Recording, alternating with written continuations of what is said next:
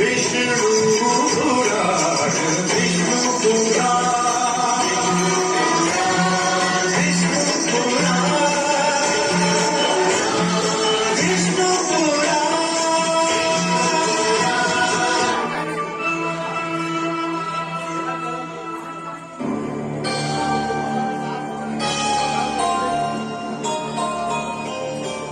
क्या बात है महादेवी,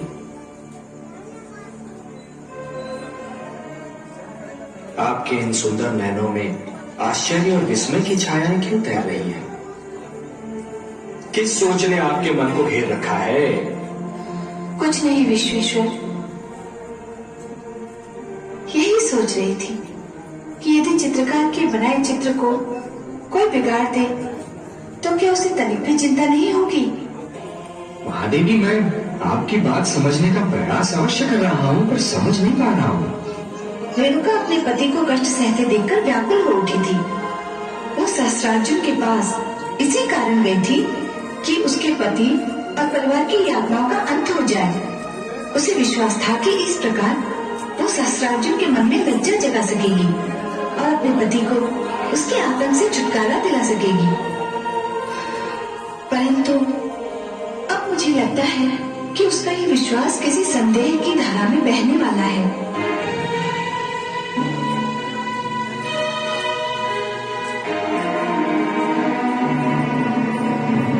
स्वामी,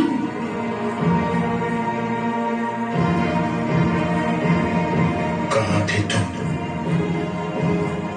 आप तो जानते हैं स्वामी। जानता तो मैं बहुत कुछ हूँ, परंतु तुम्हारे मुख से सुनना चाहता हूँ। स्वामी, मैं जानती हूँ मुझे थोड़ा विलंब हो गया है, किंतु विलंब नहीं, पूरी रात बीत चुकी है। मैं क्षमा चाहती हूँ स्वामी, किंतु आप तो जानते ही हैं मैं कहाँ गई थी और क्यों गई थी। कहाँ गई थी ये भली भांति ज्ञात है मुझे, परंतु क्यों गई थी इस प्रश्न ने मुझे असमंजस में डाल दिया है। स्वामी, आप कहना क्या चाहते हैं? मैं कहना नहीं चाहता, मैं कहना नहीं चाहता, केवल ये पूछना चाहता हूं कि पूरी रात आप उस दुष्ट सहस्त्रार्जुन के पास क्या करती रही? स्वामी, आप मुझ पर संदेह कर रहे हैं स्वामी? ये मेरे प्रश्न का उत्तर नहीं है। आप मेरे पति हैं, मेरे स्वामी हैं, मुझसे प्रश्न करने का अधिकार है आपको, किंतु मैं आपकी पत्नी होने के साथ साथ सत्यत्व का पालन करने वाली एक नारी भी हूं, और एक नारी के चरित्र पर लांछन लगाने का अधिकार आपको नहीं है स्वामी। मैं चाहती तो आपके हर प्रश्न का उत्तर दे सकती थी, किंतु नारीत्व के सम्मान की सौगंध अब नहीं दूंगी। तो फिर तुम भी सुन लो, मैं ये बताने की आवश्यकता नहीं समझता कि मैं क्या करना चाहता हूं और क्यों करना चाहता हूं।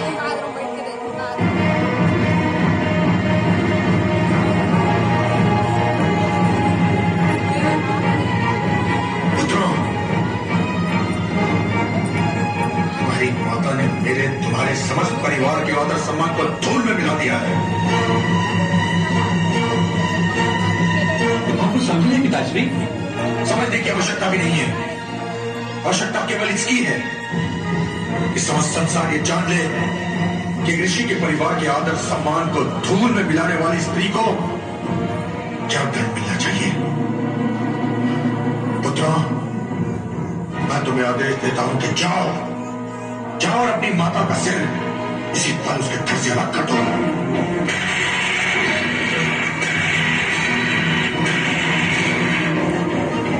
जाओ।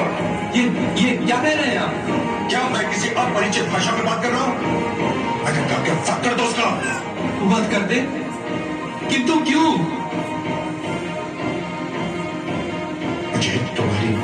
चरित्र पर संदेह है।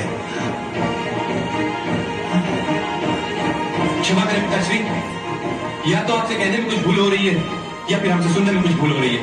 ना तो मुझसे कहने में कोई भूल हो रही है और ना ही तुमसे सुनने में। सत्य तो यह है कि मुझे तुम्हारी माता के चरित्र पर अब विश्वास नहीं रहा।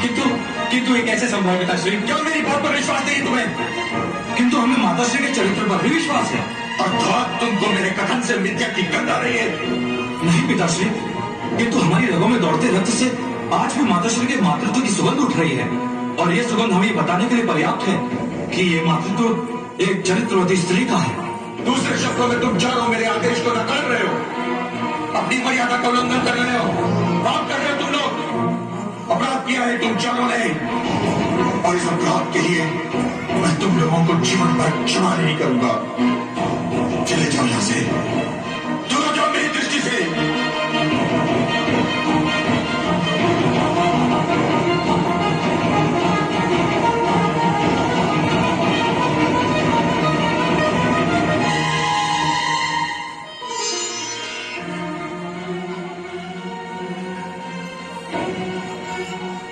क्या हुआ पिताश्री?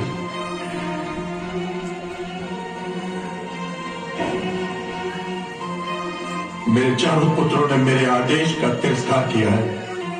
मेरे अग्रजों ने आपका तिरस्कार किया? क्या किया उन्होंने पिताश्री? मैंने उन्हें कुछ करने का आदेश दिया था, परंतु उन्होंने नहीं माना। जीवन में पहली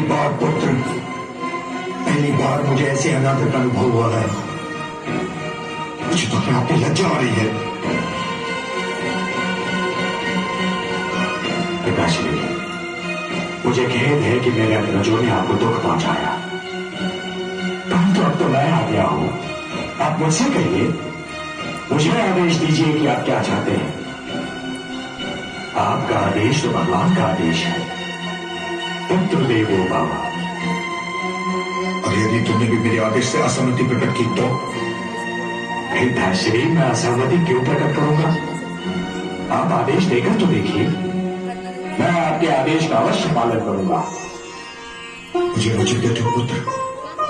पिताश्री, वैसे वचन की कोई आवश्यकता है तो नहीं, किंतु यदि मेरे वचन से आपकी सांत्वना होती है तो मैं आपको वचन देता हूं कि आप जो भी आदेश देंगे, मैं बिना कोई प्रश्न पूछे आपके आदेश का पूर्णतया पालन करूंगा।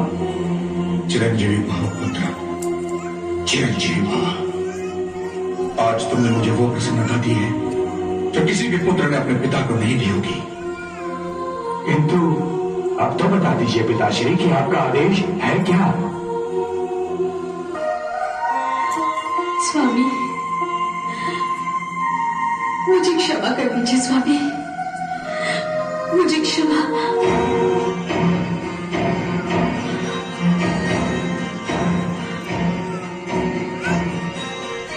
स्वामी,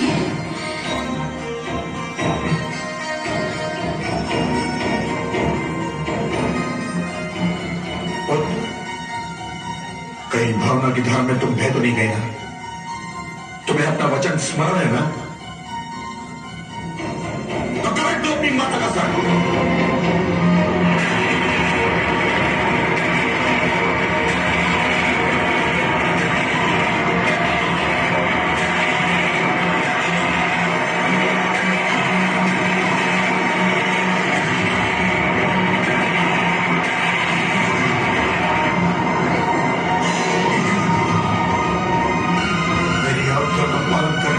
विलंब क्यों?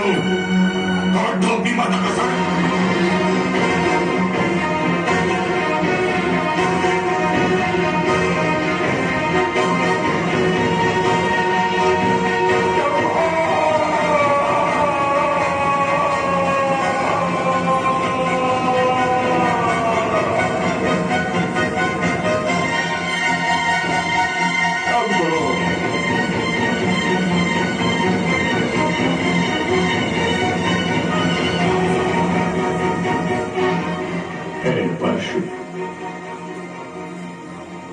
तुझे मैं अपने गुरु शिव शंकर का दिया हुआ वरदान समझो या अपने दुर्भाग्य का प्रतीक?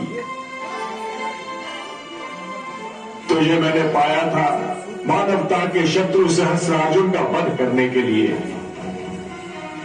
तुझे मैंने पाया था अपने माता पिता के शत्रु सहस्रार्जुन का वध करने के लिए।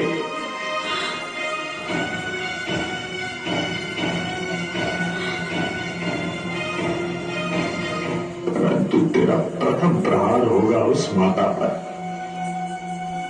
जिसकी कोख से मैंने जन्म लिया, जिसकी गोद में मैंने अपने जीवन का प्रारंभ किया, जिसके प्रेम के ऋण से मेरा रोम रोम बिंधा हुआ है।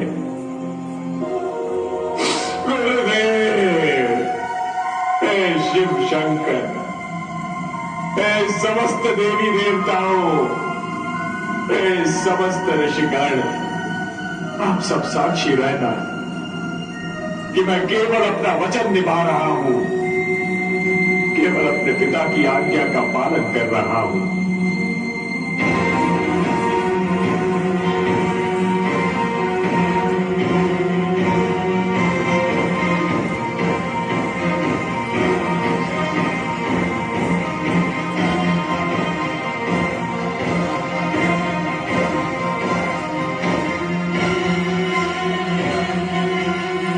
माता, अपने इस अभागे पुत्र को क्षमा कर देना माता।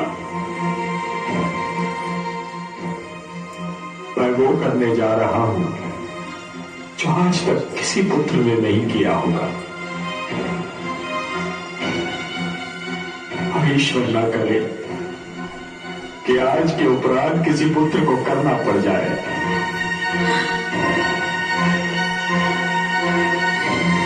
क्षमा माते, क्षमा माते, क्षमा माते।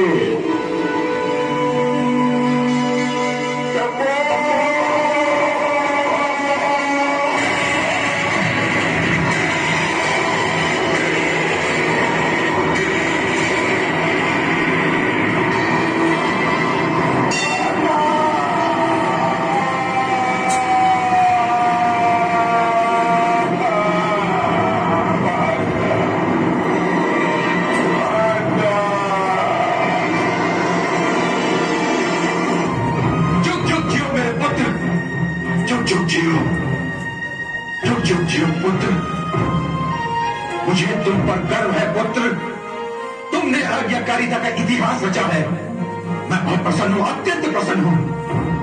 इस आज्ञाकारिता के पुरस्कार के रूप में आज तुम मुझसे कुछ भी मांग सकते हो, कुछ भी मांग लो पुत्र, जो चाहे मांग लो। मैं आज तुम्हें हर वो वस्तु दूंगा जिसका देना मेरे वश में है। मांग लो पुत्र, मांग लो।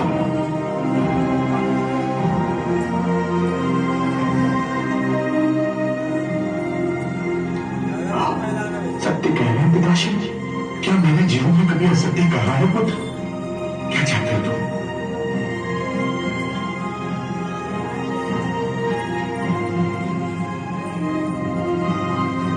अपनी प्रिय माता का जीवित शरीर